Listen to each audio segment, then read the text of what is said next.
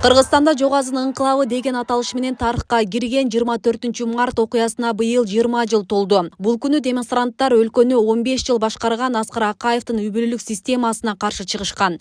Элдик толкундолордун жыйынтыгында өлкөдө бийлик алмашып, Аскар Акаев өлкөдөн чыгып кетүүгө аргасыз болгон.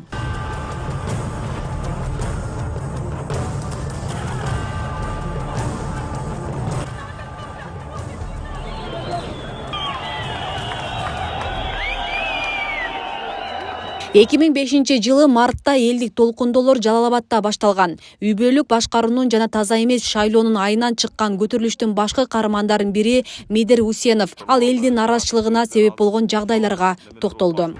Март ыңкылабына чейинки көп окуялардын негизинде пайда болгон нерсе да баардык нерсе топтолуп келип, ушул 24 мартта биздин Кыргыз Республикасынын президентинин бийлигинин кулашы менен коштолду десем жаңылышпайм. Себеби şu 2002 жылдан баштап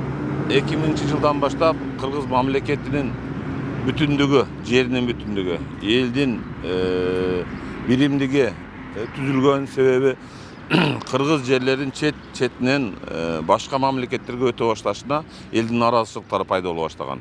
2002 жылы ушул Үзөңгү Кууштун кетиши Кытай мамлекетине бул Кыргыз элинде наразычылыктарды пайда кылган. Ошону менен бирге биринчи жолу Кыргызстандын мен билгенден биринчи жолу ушул Аксы элинин депутаты ошол мезгилдеги Азимбек Анаркуловичтун, Бекназаровдун ушул жерлердин кетиши боюнча наразычылык кылып, президентке импичмент жарыялоосу менен бул нерселердин негизги нерсеси башталып кеткен да. Андан кийин ушул 17 мартта Аксыда адам атылып кеткен. Бул жерде ушул 6 адам өлүп, көптөгөн адамдар аябай оор жаракат алган. Ачарчылык болуп, Шергазы Назаркулов деген агабыз өтүп кеткен ачарчылык кылып. Ошол мезгилдеги президенттин балдары, кыздары, бир туугандары ушу шайлоо саясатына аралашып, мамлекеттик иштерге аралашып, депутатка койгону себеп болгондагы ушул жерде Жалал Абадта биринчи жолу март ыңкылабынын пайда болушу себеби ошол мезгилде президент премьер-министр ал мезгилде иштен кеткен Курманбек Салиевичтин штабына анын кылып жаткан иш жүргүзүп аткан ошо шайлоо мезгилине аябай чоң тоскоолдуктар болуп туруп, анан кийин ушул 24 мартта аябай чоң ушу ага чейин ушул келип 19 мартта ушул Жалал Абадта болгон. Спецназ, ар түрдүү альфа чек ара кызматтарын алып келип элди урдуруп соктургандан кийин бийлик өкүлдөрү 24 мартта ушу Жалал Абадта, Бишкекте ыңкылап менен аяктады десем жаңылышпайм да. Баягы социалдык бир курч көйгөйлөр болгон, андан сырткары саясий дагы себептер болгон. Алардын бири шайлоо.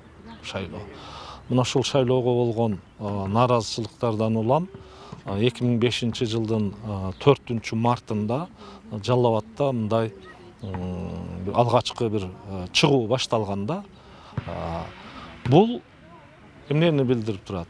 Жалал Абад шаары ошол учурдагы март окуясынын бир чордону болду деп айтсак болот. Андан сырткары локалдык бир топ аймактарда болгон, бирок ушул башталышы Жалал Абад шаарында болгон.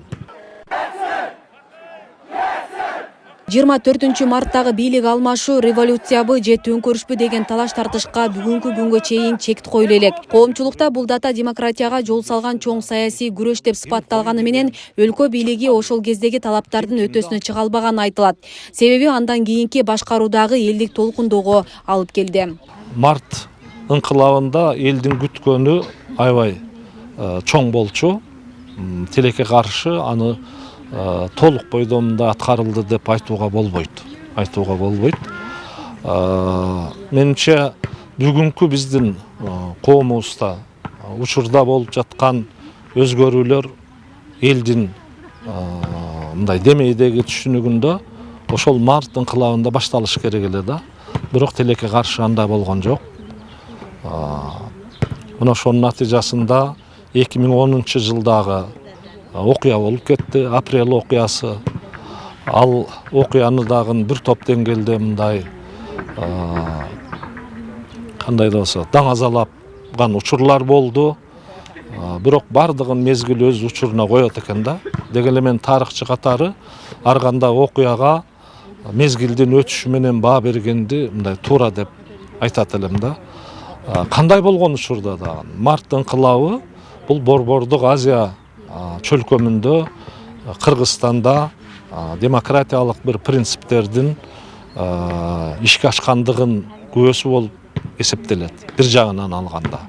Ал эми анын бул революция дейбизби, ыңкылап дейбизби, ал бир күндө эле ишке ашатып кое турган окуя эмес да.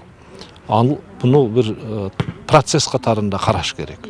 Ошол процесстин уландысы 2010 жылдагы окуя болду.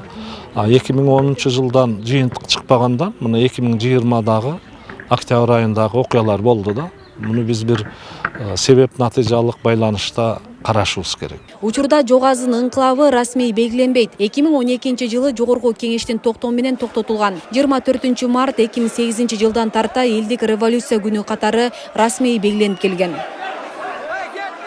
Асия Сыдыкова, Шерзат Эгембердиев, Регион телеканалы.